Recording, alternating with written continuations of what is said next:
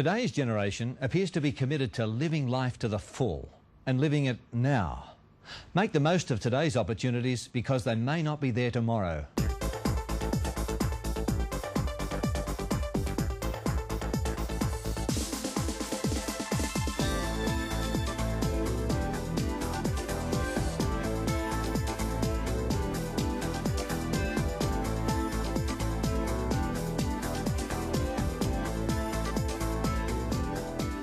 But it doesn't really matter whether you're 21, 41 or 71. Life is and always has been the most valued commodity in the world. Most of us want as much as we can get for as long as we can get. Yet sadly, few make it past the age of 70. But imagine life with no end, an existence without the boundary of time. Sounds too good to be true, doesn't it?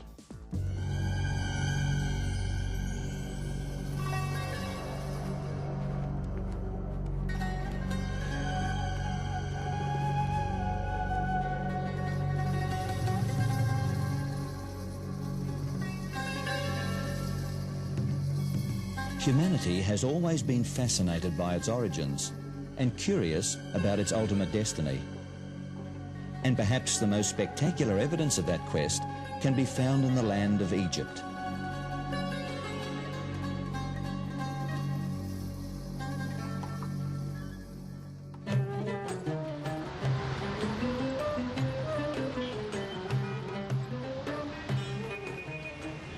Modern Egypt is a land that still fascinates. Cairo, the capital, is the largest city in Africa and the Arab world.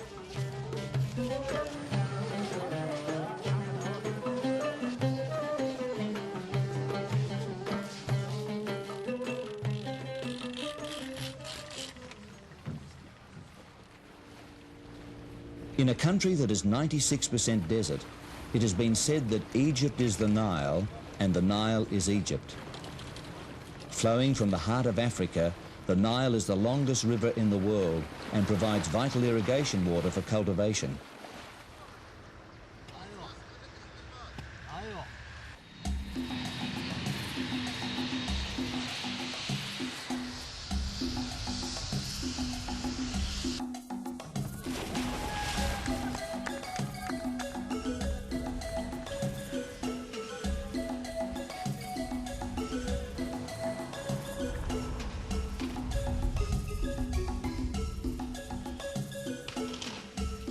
Egypt also boasts some world-class tourist resorts, such as this one at Sharm el-Sheikh. Here, modern-day Egyptians seek pleasure, relaxation, and eternal youth.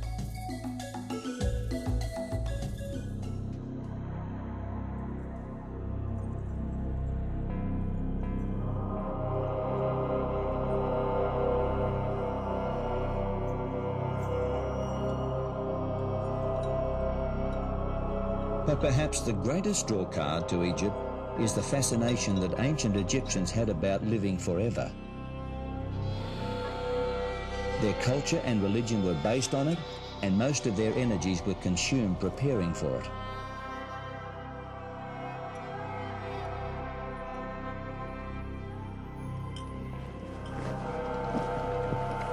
The science of archaeology has recovered the history and culture of ancient peoples and their search for the afterlife. Egypt is one of the oldest civilizations in the world. In surveying this country's long history, one gains a new concept of time. Their search for immortality led to the construction of the world's largest pyramids and temples.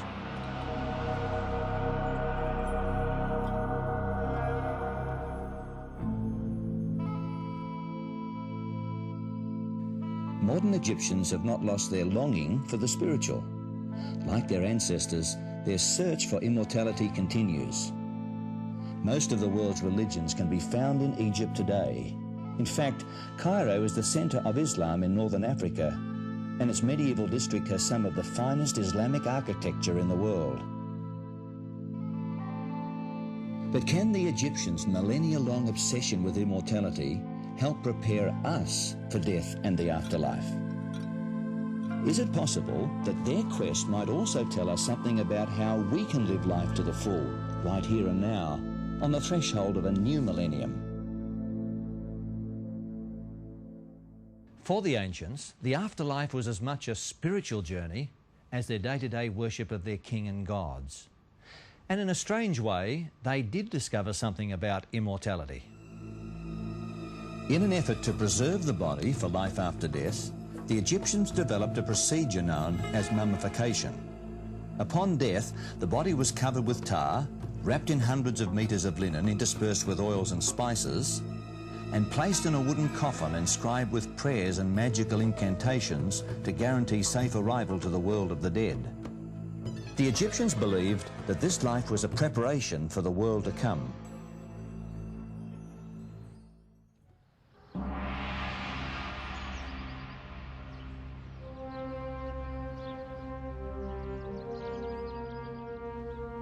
It's hard to believe, but for 500 years, this was the proud capital of Egypt. Memphis was founded by Narmer, the first king of the first dynasty of Egypt. Today, Memphis is an open museum, with monuments brought here from their original positions. Only a few relics have survived, like this colossal statue of Ramses II.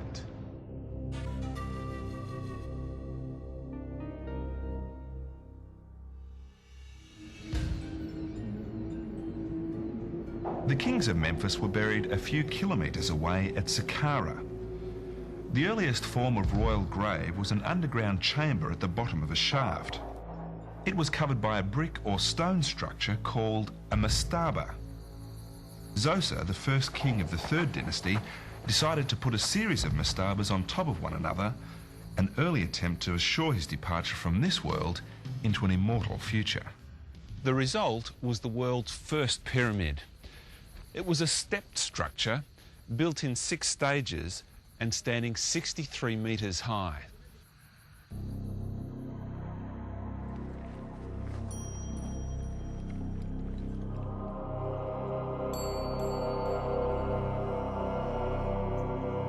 Of all the pyramids in Egypt, the ones at Giza inspire the greatest awe. Built by the kings Khufu, Khafre and Menkaure of the 4th dynasty, they are among the most impressive structures ever built.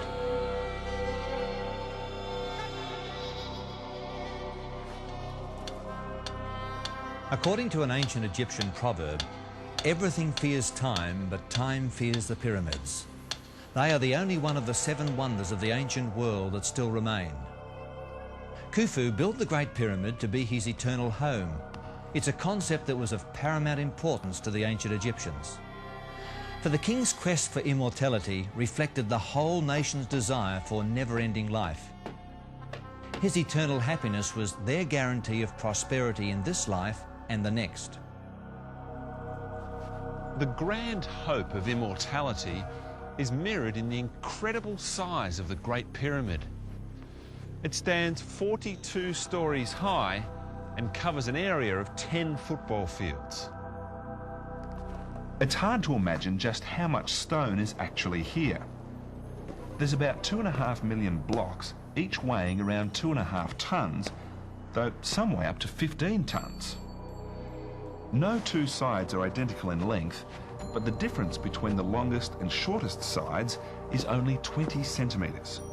Amazingly, each side faces exactly north, south, east and west. When the pyramids were first built, the rough stones that can be seen today were covered with gleaming white limestone. They certainly would have been a very impressive sight. Unfortunately, they've been removed over the centuries to build homes, bridges and other buildings around the city of Cairo.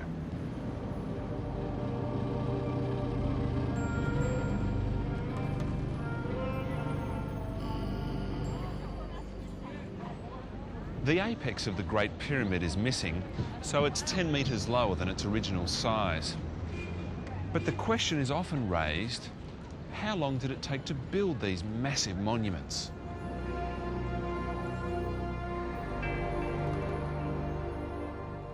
The Greek historian Herodotus claimed that 100,000 men working for 3 months each year took 30 years to build the pyramid. Interestingly enough, generally the pharaohs didn't even live that long. Today there is evidence to suggest that the pyramids were built within a much shorter time frame. It's very important for people to understand that the pyramid was a national project of Egypt. And everyone, the 1 million people, the population in Egypt in that time, had to participate in building the pyramid. Some to cut the stones, some to move the stones, some to send the food, because of the national project. The Great Pyramid was built for about 23 years. All the stones for the pyramid were taken from the plateau, except the white fine limestone. They brought it from a place called Tora.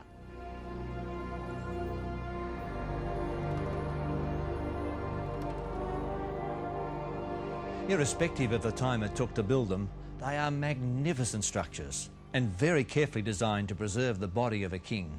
That was what the pyramids were all about. Great mountains of stone to bury the dead so that nobody could get at them.